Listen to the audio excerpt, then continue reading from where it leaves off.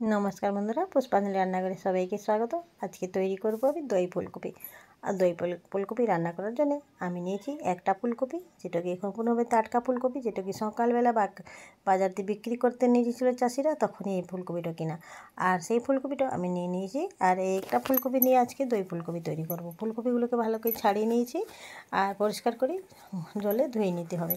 আর এই ফুলকপিগুলো, এই টাটকা ফুলকপি দিয়ে দই ফুলকপি করলে খেতে তা দুর্দান্ত লাগে। আপনারা নিজে না করলে বিশ্বাস করতে পারবে না, আর চোখে না দেখলে বিশ্বাস করতে পারবে না। দেখেন আমরা দই ফুলকপিটাও, এই দই ফুলকপি রান্না করার সময় আপনারা বেশি সময়ও লাগবে না, আর এটা বেশি উপাদানেরও প্রয়োজন হয় না। অল্প কিছু জিনিস ইনগ্রিডিয়েন্ট দিয়ে আপনারা তৈরি করে নিতে পারবেন একটা সুস্বাদু রেসিপি, যেটাকে সম্পূর্ণভাবে নিরামিষ পড়বে।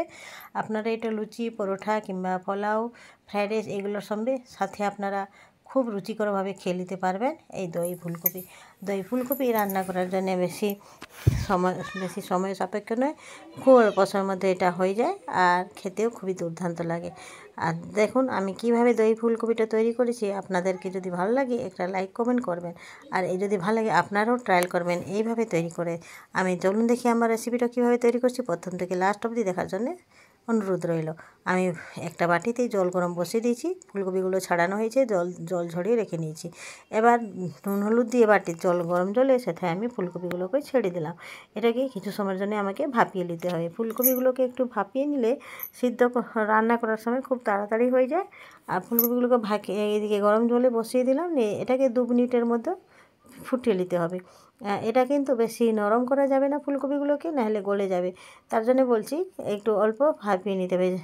এই জন্যে ভাপালাম কি, যাদের গ্যাসের প্রবলেম থাকে, ফুলকপি খেতে নিষেধ আছে, যেমন কি থাইরয়েডের জন্য ফুলকপি বেশি খাওয়া নিষিদ্ধ থাকে। তার জন্য দেখবেন ফুলকপিগুলোকে একটু সিদ্ধ করে জলটা ফেলে দিতে হয়, তাহলে দেখবেন অল্প পরিমাণের মানুষ খেতে পারবেন।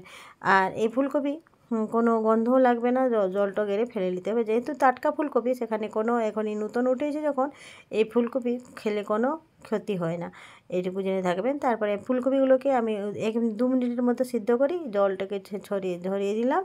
আর এদিকে একটা কড়াই বসিয়ে দিয়েছি গ্যাসের উপরে। কড়াইতে একটু সাদা তেল অ্যাড করে দিলাম।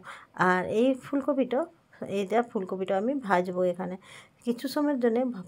ফুলকপিটাকে ভেজে নিতে হবে। তো এই যতক্ষণ তেলটা গরম হয়েছে, তখন আমি এইদিকে আদা কিছু ক্রশ করে নিয়েছিলাম, আর কিছু কাঁচা লঙ্কা কেটে নিয়েছি। কাঁচা লঙ্কাকে কুচি কুচি করে কেটে নিয়েছি, আদাগুলোকে ক্রশ করে নিয়েছি। আপনারা চাইলে এটাকে মিক্সিতে পিষে নিতে পারবেন, কিন্তু আদাটা যদি একটু বেশি মিহি করে না পিষে একটু টুকরো টুকরো একটু যদি ক্রশ করার মতো একটু থাকে, তখন খেতে খুবই ভালো লাগে। আর এদিকে আমার তেলটা গরম হয়ে গেছে। এবার ফুলকপিগুলোকে আস্তে আস্তে তেলের উপরে ছেড়ে দেবো। আর তেলের উপরে ছাড়ার সময় লক্ষ্য রাখবেন কি, গায়ে যেন ছিটা না পড়ে। আমার কিন্তু ছিটা পড়ে গিয়েছিলো এই ফুলকপি রান্না করার সময়। অন্য সময় এই সবেমাত্র আমার হাতের দাগটা ছেড়েছে। আর আপনারা চাইলে ফুলকপিগুলোকে একটা ঝাড়নার সাহায্যে আস্তে আস্তে দিবেন, আর গ্যাসের ফ্লেমটা লো করে দেবেন, তা যেন ছিটাটা পড়বে না। আর এই ফুলকপিটা যখন সিদ্ধ করার সময় সামান্য একটু নুন হলুদ দিয়েছিলাম, তার জন্য আমি এখানে আর লবণ আর এখানে লবণ দেওয়ার প্রয়োজন মনে করছি না। আর সামান্য একটু লবণ দিয়েছিলাম। এই ফুলকপিটা কিন্তু বেশি লাল করে ভাজা যাবে না, সামান্য একটু ভাজা হয়ে গেলে এটাকে তুলে নিতে হবে। আর এই ফুলকপি ভাজাগুলোকে রান্না করার সময় সবসময় গ্যাসের ফ্লেমটা লো টু মিডিয়াম করে রাখবেন, তাহলে দেখবেন ভাজাগুলো বেশ সিদ্ধ হয়ে যাবে আর একটু তেলের মধ্যে, আর ভাজাগুলো বেশ ভালো হয় আর নিচে থেকে লেগে যাবে না। দেখেন এদিকে আমি রেডি করে রাখলাম একটু লবঙ্গ, ইলাচ এবং দারচিনি। লবঙ্গ ইলাচকে একটু হেমদস্তার সাহায্যে একটু ক্রশ করে নিলাম, কারণ যখনই তেলের উপরে এগুলো ছাড়বে না, লবঙ্গগুলো ফুটতে লাগে, তা সেটাও নিজের গায়ের দিকে ছিটা চলে আসে। আমি এটা নিজেই অনুভূতি থেকে বলছি, তার জন্য আমি লবঙ্গ, ইলাচ, দারচিনিগুলোকে একটু ক্রশ করলাম, বিশেষ করে ইলাচগুলোকে আর লবঙ্গগুলোকে। আর এবার আবার দেখেন ফুলকপিগুলো এমনিভাবে ভাজা হয়ে গেছে, বেশি লালও হয়নি, বেশিভাবে কাঁচাও নয়। এভাবে অল্প করে ভেজে নিয়ে এই যে তেলটা বেঁচে থাকবে না, এই তেলেই আমার রান্না হয়ে যাবে, এখানে বেশি তেল দেওয়ার প্রয়োজন হয় না।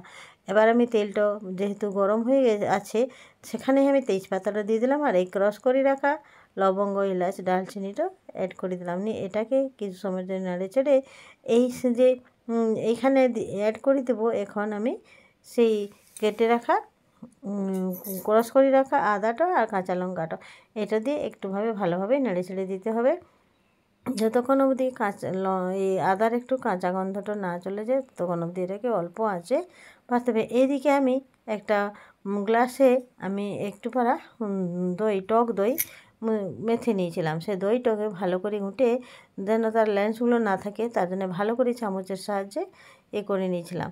আর এখানে আদা লঙ্কাটাও আমার ভালোভাবে গন্ধ ছেড়ে দিয়েছে, দেখতে পাচ্ছেন কাঁচা লঙ্কা আদার গন্ধটাও। তখন আমি টক দইটাও অ্যাড করে দিলাম, দিয়ে এখানে লবণ, হলুদ, জিরে গুঁড়ো, লাল লঙ্কা গুঁড়ো, ধনিয়া গুঁড়ো সব অ্যাড করে দিলাম একের পর এক।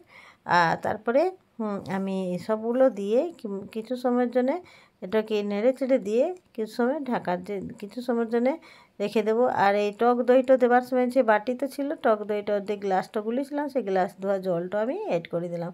এবার এটাকে টক দইটা দিয়ে ভালো করে এটাকে নাড়তে থাকতে হবে, যেন দইটা দিলে দেখবেন ফেটে যাবার ভয় থাকে, কিন্তু এইভাবে যদি করেন তাহলে দেখবেন ফাটবেন না।